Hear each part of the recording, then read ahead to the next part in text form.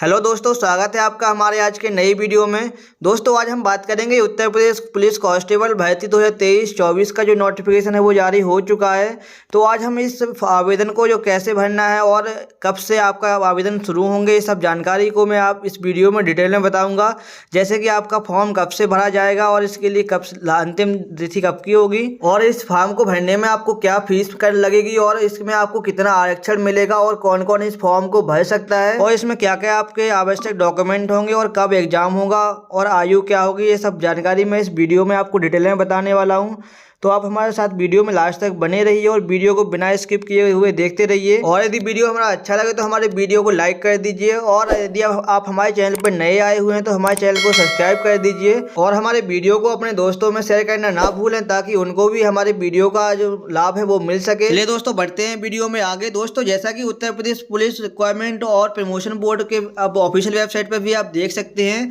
जहाँ latest notice में आप देख सकते हैं पुलिस में आरक्षी नागरिक पुलिस के पदों के लिए जो नोटिस है वो जारी हो चुका है। और आप उत्तर प्रदेश पुलिस रिक्वायरमेंट के ट्विटर हैंडल पे भी इसकी जानकारी को देख सकते हैं कि नोटिस जो है वो जारी हो चुका है। चलिए दोस्तों चलते हैं नोटिस की ओर और आपको बताते हैं उसमें से आपके लिए क्या क्या मेन पॉइंट होने वाले हैं। जैसा कि दोस्तों आप नोटिस में देख सकते हैं कि उत्तर प्रदेश पुलिस भर्ती एवं प्रोन्नति बोर्ड के द्वारा ये नोटिस जारी किया गया है, जिसका नोटिस क्रमांक आप देख सकते हैं, और इस दिनांक 23 दिसंबर 2023 को जो है नोटिस जारी किया गया है। और यह नोटिस पुलिस में आरक्षी नागरिक पुलिस के पदों पर सीधी भर्ती 2023 के लिए जारी किया गया है, जो कि उत्तर प्रदेश पुलिस में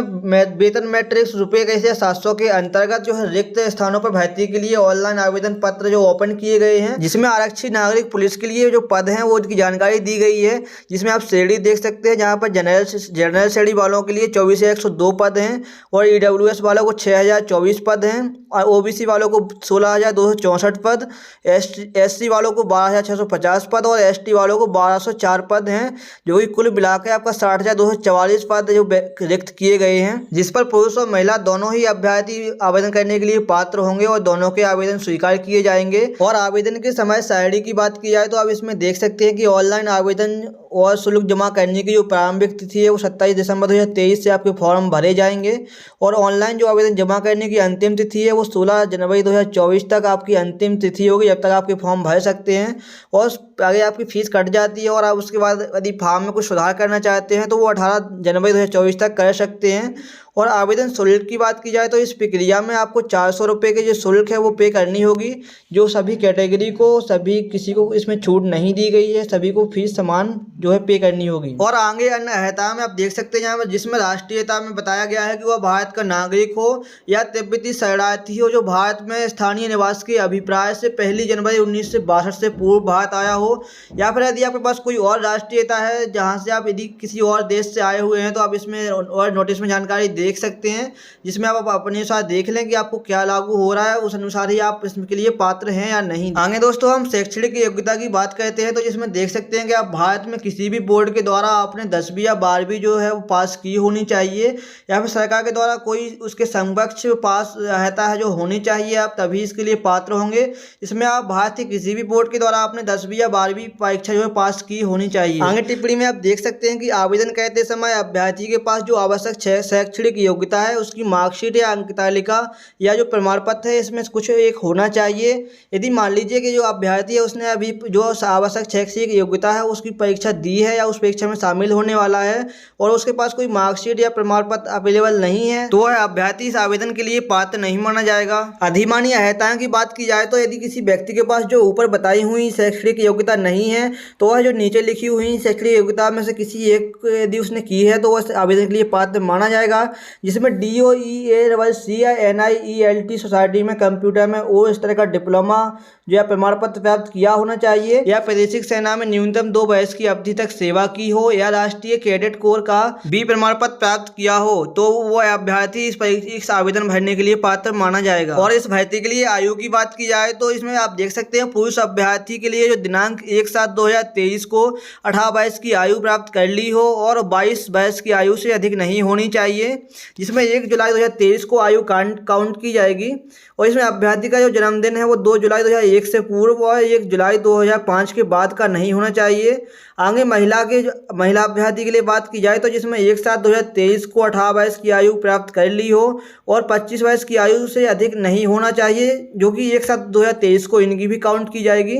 और अभ्यर्थी का जिसमें जन्मदिन बताया गया 2 जुलाई 1998 से पूर्व तथा 1 जुलाई 2005 के बाद नहीं होना चाहिए। और इसके अलावा ओबीसी, एससी और एसटी वालों को जो ओनली उत्तर प्रदेश के रहने वाले हैं उनको आयु में अलग से छूट भी दी गई है, जिसको जानकारी मैं आपको आगे बताऊंगा। और आगे चरित्र की बात की जाए तो अभ्यर्थी का चरित्र ऐसा होना चाहिए कि वह सरकारी सेवा में सेवा योजन के लिए सभी प्रकार से उपयुक्त हो सके। जहां आप टिप्पणी में देख सकते हैं कि संघ सरकार या किसी राज्य सरकार या किसी स्थानीय पदाधिकारी द्वारा संघ सरकार या किसी राज्य सरकार के स्वामित्वाधीन या नियंत्रणाधीन किसी निगम या निकाय द्वारा पद विभूत यानी कि पद से हटा दिया व्यक्ति किसी भी सेवा या नियुक्ति के लिए पात्र नहीं होंगे। और नैतिक अधमता के किसी अपराध के लिए दोष सिद्ध व्यक्ति भी किसी सेवा पर नियुक्ति के लिए पात्र नहीं होंगे। आगे वैवाहिक परिस्थिति की बात करते हैं तो नियुक्ति के लिए ऐसा पुरुष अभ्यर्थी यदि पात्र नहीं होगा जिसकी एक से अधिक पत्नियां जीवित हों, या और ऐसी महिला यदि है अभ्यर्थी है तो वह पात्र नहीं होगी जिसने ऐसे पुरुष से विवाह किया हो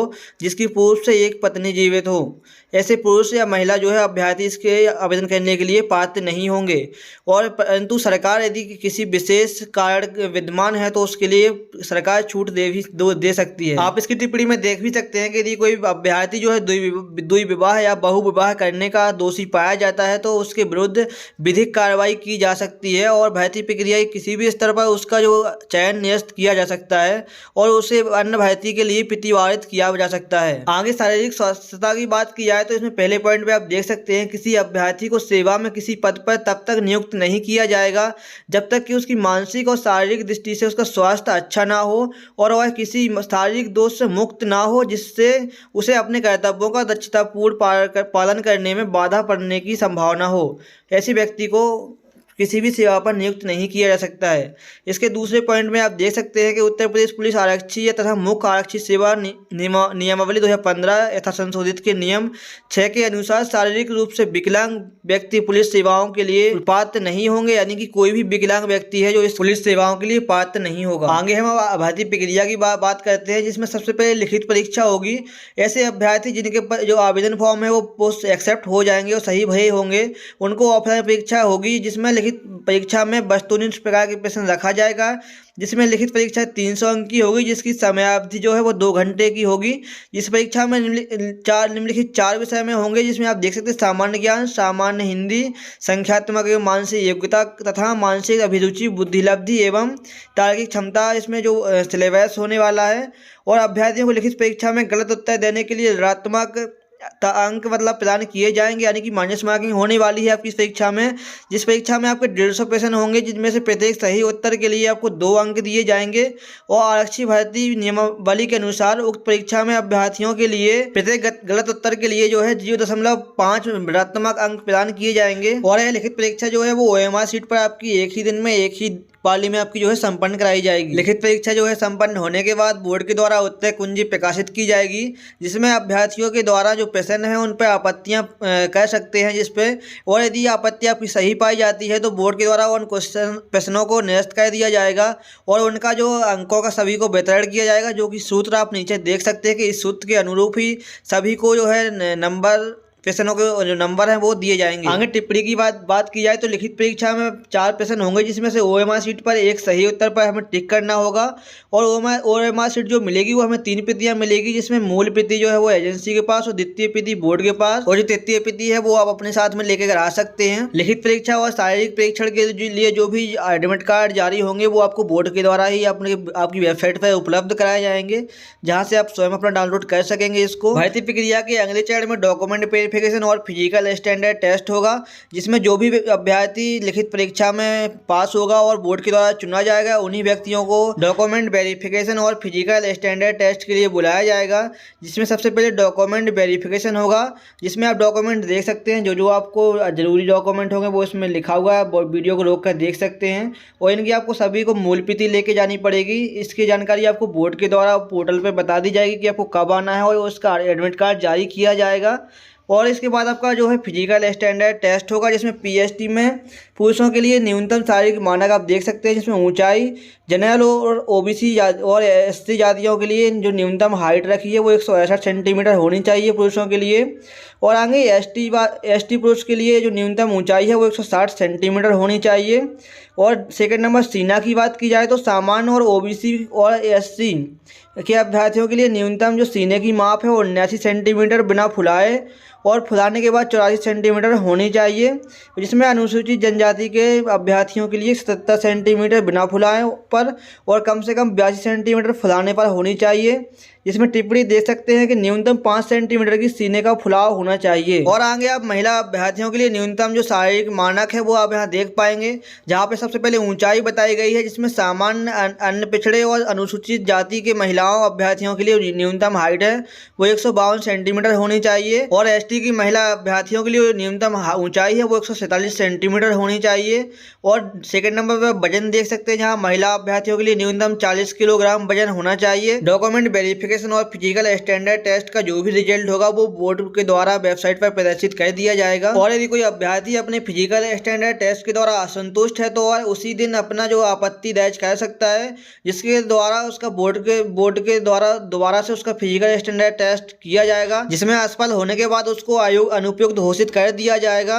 और इसके बाद उसकी कोई भी इस संबंध में कोई भी अपील ग्रहण नहीं की जाएगी। इसके बाद भर्ती के अगले चरण में शारीरिक दक्षता परीक्षण यानी कि फिजिकल एफिशिएंसी टेस्ट होगा, जिसमें अभिलेख डॉक्यूमेंट वेरिफिकेशन और शारीरिक जो मानक परीक्षण है उसमें पास होने के बाद इसमें अभ्यर्थियों का चयन किया जाएगा। जिसके बाद पुरुषों के लिए इसमें 4.8 किलोमीटर की दौड़ होगी, जिसमें 25 मिनट का समय दिया जाएगा। और महिला अभ्यर्थियों के लिए 2.4 किलोमीटर की दौड़ होगी, जिसमें 14 मिनट का टाइम दिया जाएगा। और जो भी अभ्यर्थी इस समय के भीतर अपनी दौड़ पूरी नहीं कर पाता है तो उसे इस चयन प्रक्रिया से बाहर कर दिया जाएगा। भर्ती प्रक्रिया के अंतिम चरण में चयन तथा अंतिम योग्यता सूची जो है जारी की जाएगी, जो कि शारीरिक दक्षता परीक्षण में सफल हुए अभ्यर्थियों में बोर्ड लिखित परीक्षा में प्रत्येक अभ्यर्थी द्वारा प्राप्त अंकों के क्रम के अनुसार प्रत्येक श्रेणी के अभ्यर्थियों की एक चयन सूची जो आरक्षण की नीति को दृष्टिगत रखते हुए तैयार करेगा